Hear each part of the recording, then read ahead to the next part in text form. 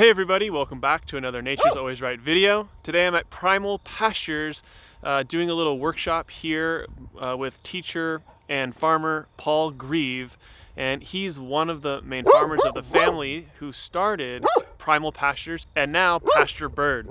So I'm going to be showing you around the farm a little bit. We're going to hear from Paul as he was teaching us. So the farm I'm at right now, this is their original site where they started. Now it's more of a demonstration farm where they do more agritouristy.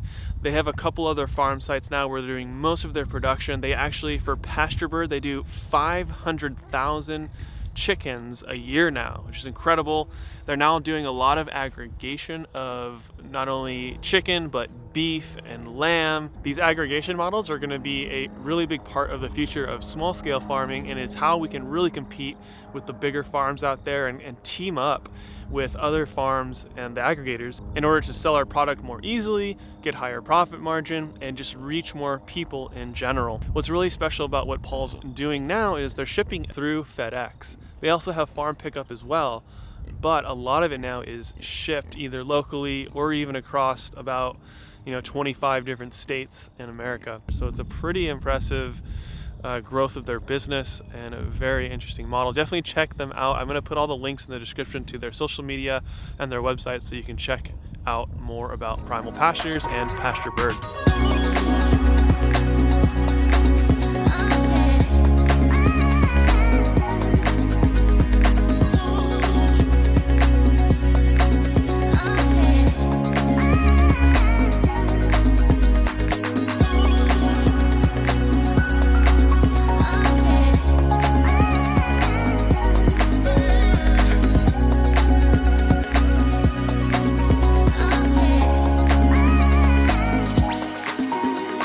I'm here with Paul Grieve of Primal Pastures and Pasture Bird, two of basically the biggest pasture-raised poultry businesses here in Southern California.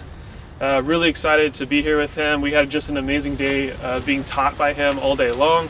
Learned a ton of different things, so we're going to kind of get into it with him.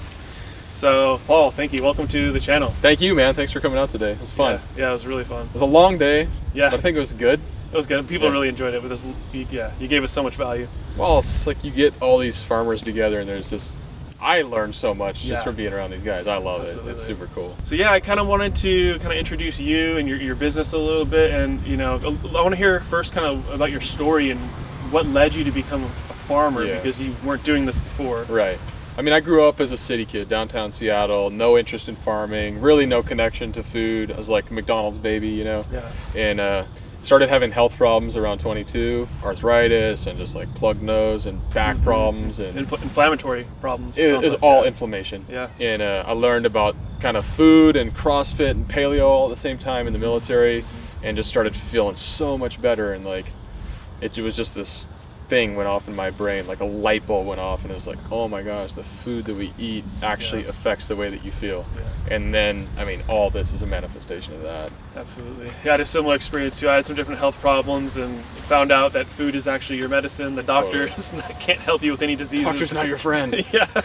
And yeah, I went down that road too. And then once you experience the health change, like that's it. Then it's like, wow, I'm going full force down this direction. For sure. That's really cool. Yeah, and so I mean, we took it one step further. We started to buy local organic foods and like really investing in our health, and we started to learn what a lot of the labels meant. So in the meat industry, it's very sinister. You got labels like free range, which sound amazing, but it's actually factory farmed chicken with a special stamp on it. Right. And it was just disheartening for us. And at one point we just said, dude, let's just order 50 chickens for the backyard and let's just raise some for our family. And like, it was just supposed to be a hobby, just a little backyard side project. And now, 4 years later, like we're here, full-time farmers. It's been a crazy adventure. Geeked out on Joel Salatin YouTube videos for about a week before that. Learned how to set up a little hasty brooder, raise the birds purely like the way that we just felt like they should be raised. We had no context for what a CAFO looked like or for what antibiotics we would even use. I still don't really know what antibiotics you would use.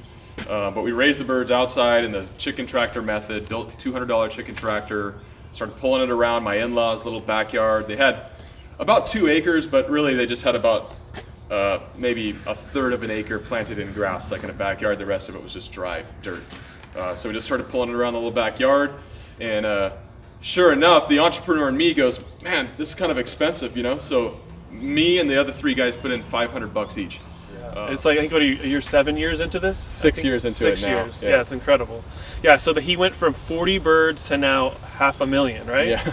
Yeah, I mean, it's so impressive. I mean, it's unbelievable. So why regenerative agriculture? Why didn't you go the conventional way? I mean, obviously, maybe health was involved. Yeah.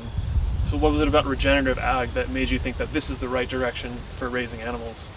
It just got me so excited, man. I mean, looking at our role as human beings to really steward creation, Yes. like to look at this and be like, oh my gosh, man, like we've been placed here to literally tend gardens, like to take care of the planet, to massage, like to do this amazing dance. Like that's what got me excited. Yeah. The environmentalism piece to me is the biggest piece of this. I love the animal welfare, the nutritious food, but like being able to just participate with nature and kind of be part of that amazing dance, like that's what keeps me up at night, you know. It's so fun. Yeah, I love that aspect of it too. And yeah, bringing health to people and changing the soil. It's huge, It's man. everything. Yeah. And just being in beauty all the time too. Like to me, there's nothing really more beautiful than a pasture ecosystem. There's so much life, there's so much vibrancy and like diversity and just so much crazy stuff going on. And I'm still just learning, dude. I mean, there's still so much more to it. It's like endless. so complex. It's beautiful. And that's what that's why my YouTube and my company's called Nature's Always Right. I love that. Because it is so infinitely complex the way God designed it that we can never drill down in reduction, like how many nutrients and everything needs. Yeah, exactly. So we do things naturally or regeneratively. That is what's actually going to be the best way forward, I think. Well, and I came up with this idea that like nature's smarter than science, and people are like, well, Yeah. science is nature, and it's like, okay, fine, but like, Yeah. what I'm saying is, if we just copy as close as we can to the way that it was designed, the way that the creation really works, or the way that nature is, like, that's going to be so much better off. And that manifests in the chickens and the sheep and the pasture, like so many different ways. And it's so apparent, you know. Yeah, absolutely. The fundamental premise of this farm is that nature knows best, and any way that we can replicate nature, we believe it creates a more resilient system, is more honoring to creation, and also way better health for the animals and better welfare for the animals. So does anybody know how many, cattle are in the US right now? Okay, it's about 80 million is the national herd. And we go, does anybody know how many bison were in the US 500 years ago? It was about 60 million. And we kind of go like, take a second and think about that, Every day we're hearing about how damaging the impact is environmentally with cattle on the planet and methane and all these crazy things. Well, how is it that a bigger animal lived in almost the same numbers on only a third really of the land in the US for millions of years, probably, right? How is that even possible? And then we go into this story of like regenerative ag. So the whole reason that I got into this was really environmentalism at its core. Like I could have stayed making a lot more money doing other stuff, but I got really excited when I learned that you can produce really healthy, nutrient-dense food, really high welfare for the animal, but most importantly to me, or most exciting to me, is to honor this creation and really like build a resilient, healthy soil that can produce food for generations. We're at like almost 1 million birds in now, and we've never used a single vaccine or antibiotic or drug. We've never had sick birds, Yeah, It's not because we're awesome. Like, Yeah, that's it's right. because nature is really awesome. Like, creation was like designed that way. Animals get their antibiotic from a diverse species of grasses and bugs and worms and seeds and sunshine and fresh air. Like, man, we think we're so smart sometimes with our drugs and antibiotics, right? Yeah. It's us playing God, really, is what I think is what's kind of happened with humanity, rather than letting the natural design take its course. And we're the stewards, like you said, guiding that along. Yeah, it's fantastic. I love that to hear you believe the same way. Yeah. By rotating these animals around, we're essentially modeling nature. In nature, you look at the wild buffalo. Native Americans said they would see herds of like 1 million buffalo in one single shot, and the sound of it was just deafening when they rolled by. And so they were controlled by predators. They had to stay in a herd. They would eat. They basically eat the grass, poop on the ground, move to the next spot. That cycle happens for millions of years. And that developed some of the richest soil that the world has ever seen, which is now corn and soybean ground. But there's a reason why that soil is so rich. It's because grazing animals have been on it for a long time, regenerating, building soil.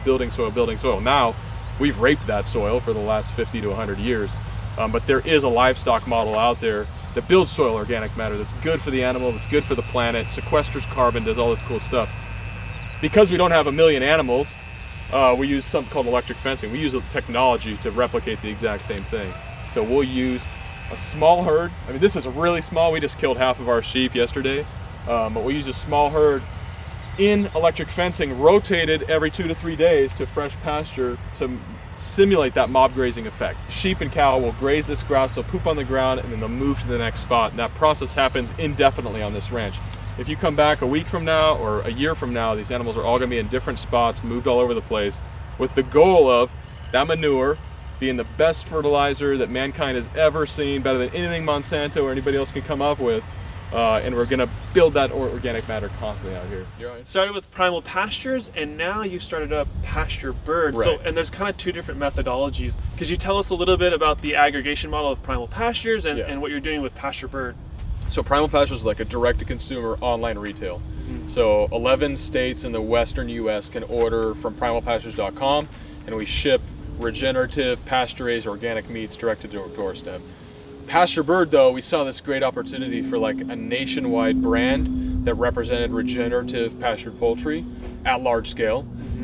It's more meant for wholesale. We sell to a lot of restaurants and butcher shops and like chefs and stuff like that.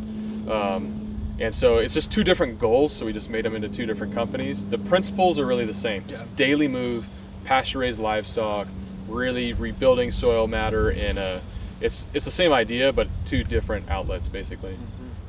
Yeah, it's really interesting, and something I think that's really cool that Paul and his family's doing is they've really integrated the internet and internet sales using like a Shopify store, getting things direct to consumer, but very efficiently. And could you tell us kind of about your pre-sale model and how that works? Yeah, we try to just make it convenient, dude. Like, so often we see these great farmers that are doing awesome things, but it's so hard to actually get the meat that they produce. Yeah. So our whole thing was just like, we're busy people, we got a big family, let's like make something that we could actually buy, you know? And so we built this online e-commerce site where you can go on and you can buy our products and we'll ship it to you once a week. So on Tuesdays, we have our big shipping day. We ship out a bunch, like hundreds of orders every Tuesday, and they go all over the western US.